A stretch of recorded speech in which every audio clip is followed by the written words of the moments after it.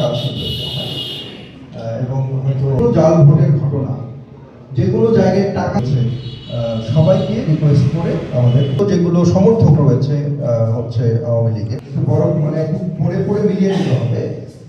Doctor সুমনকে forward করে দিবা আর বাইরে তো করবাই তারা যদি আমরা যেমন নির্বাচনের আমেজ দেখছি এবং আমাদের পুরো বাংলাদেশেই বিএনপি এখন উজ্জীবিত এবং বিএনপির কর্মীরা ঘরে ঘরে যাচ্ছে এবং ঘরে ঘরে মানুষের সাথে জনসম্পৃক্ততা হচ্ছে আমাদের, কিন্তু সেই সাথে কিছু বিষয়ে আমাদের সতর্কও থাকতে হচ্ছে। আমরা খবর পাচ্ছি যে নানাভাবে নির্বাচনকে বানচাল করার জন্য, নির্বাচনকে প্রশ্নবিদ্ধ করার জন্য কিছু মানুষ কাজ করে যাচ্ছে।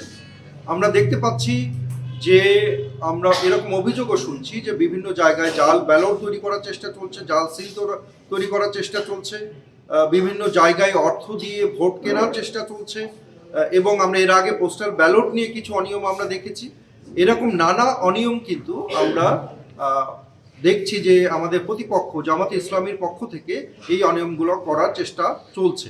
কিন্তু আমরা হচ্ছে আইন শৃঙ্খলা বাহিনী এবং নির্বাচন কমিশনের কাছে আমরা যেটা অনুরোধ করছি যে আমরা একটি সুষ্ঠু নির্বাচন চাই এবং এই সুষ্ঠু নির্বাচনের জন্য যত ধরনের নির্বাচন আচরণবিধির লঙ্ঘন আছে এবং অনিয়ম আছে সেগুলো যাতে তারা শক্ত হাতে প্রতিহত করেন।